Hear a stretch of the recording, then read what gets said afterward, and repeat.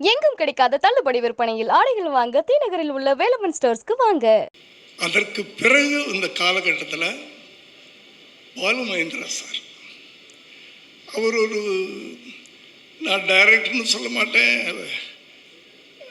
அவர் ஒரு கவிஞர், ஒரு கவிதை தான். அவர் படங்கள் பூரா ஒரு கவிதையாக இருக்கும்.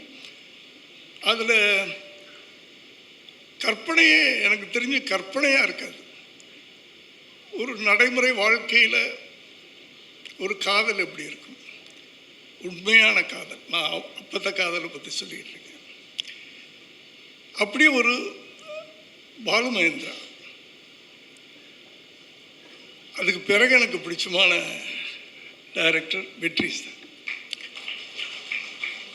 ஆனால் என்ன அவங்களோட 2 பேருக்கும் வித்தியாசம் அப்படின்னா, அவர் ஒரு சாஃப்டான பாலு மகேந்திரா சார் ஒரு சாஃப்டான கதைகள், ஒரு அப்படி இருக்கும், அப்படி தெளிந்த நீரோடை மாதிரி.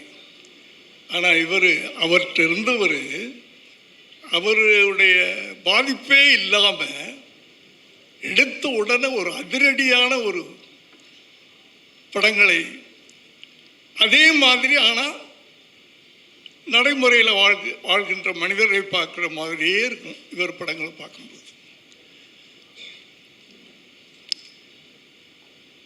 எனக்கு கூட ரொம்ப ஆசை. அந்த ஆசை இப்போ விஜய் ஒரு படமாவது அவரோட பண்ணணும் அப்படின்னு நான் ஆசைப்பட்டேன்.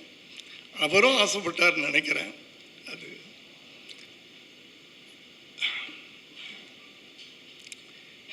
அவர்கிட்ட 15 வருஷம் ஒருத்தர் இருந்திருக்காரு.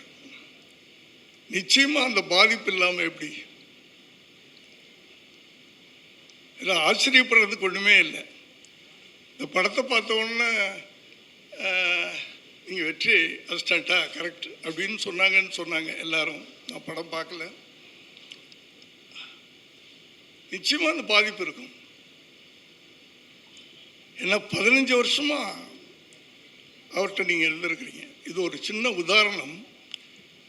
சங்கர், டைரக்டர் சங்கரை பற்றி உங்கள் எல்லாருக்கும் தெரியும். நான் இந்த 80s எங்கள் கதைகள் தான், ரொம்ப பேருக்கு தெரியாது. அவர் எங்கிட்ட வந்து அசிஸ்டன்ட் டைரக்டராக ஒரு காமெடி, ஏன்னா என் படங்களில் வந்து காமெடியே இருக்காது, வெறும் கதையை மட்டும்தான் எனக்கு சொல்ல தெரியும். அந்த காலங்கள்லாம் ஒரு பழக்கம் இருந்துச்சு. ஒரு சீரியஸ் சப்ஜெக்ட் ஒன்று போய்கிட்டே இருக்கும், ஒரு காமெடி ட்ராக், அது ஒரு கதை தனியாக இருக்கும். ஒரு 3 சீன் சீரியஸ் சீன் வந்துச்சுன்னா ஒரு சீன் அது வரும் நடுவில். அது ஒரு ஸ்க்ரீன் ப்ளே பேட்டர்ன் அப்போ. ஆனால் அந்த காலத்தில் நான் வந்து எனக்கு அப்படி எனக்கும் ஹியூமர் சென்ஸ் கிடையாது.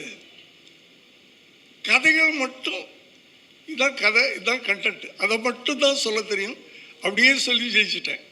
அது வேற விஷயம். அது மற்றவங்கள்ட்ட வித்தியாசப்பட்டதுனால. காரணம் என்னன்னா, அந்த எதுக்காக சொல்ல வர்றேன் அப்படின்னு சொன்னால், படைப்பாளிகள், இயக்குநர்களை வந்து நான் வந்து ரொம்ப பெருமையாக சொல்லுவேன். யூ கேன் கிரியேட் அந்த கேரக்டர், கதாபாத்திரங்களை நம்ம படைக்கிறோம், படைப்பாளிகள்னு சொல்லுவேன். கடவுள் மாதிரி மனுஷனை படைச்சான்னு சொல்லுவாங்க.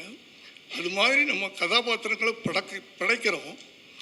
அந்த கதாபாத்திரத்தில் நம்ம எப்படி அந்த கதாபாத்திரம் உருவாக்குறோம். அதில் யார் நடித்தாலும் அவன் ஹீரோ ஆகணும். அப்படி இருக்கணும் அந்த கதாபாத்திரத்தின் தன்மைகள். அது சார்ட்டை நான் ரொம்ப ரசிப்பேன். ஒரு நடிகனாக பார்க்க முடியாது. யார் சொன்னாங்கல்ல, நான் 3 நிமிஷம் பார்த்தேன், அதுக்கப்புறம் தான் கதைக்குள்ளே இன்வால்வ் ஆனேன்னு. அது அவருடைய இயற்கை. அது அவர் படம் பார்க்கும்போதே யார் நடிக்கிறா இல்லை ஹீரோவா அப்படின்றதெல்லாம் கிடையாது, அந்த கதாபாத்திரமாகவே பார்த்துக்கிட்டு இருப்போம். அப்படி அவர்கிட்ட ஒரு இயக்குனரிடமிருந்து சுரேஷ் சார் வந்திருக்கிறாரு. அவருக்கு என்னுடைய வாழ்த்துக்கள்.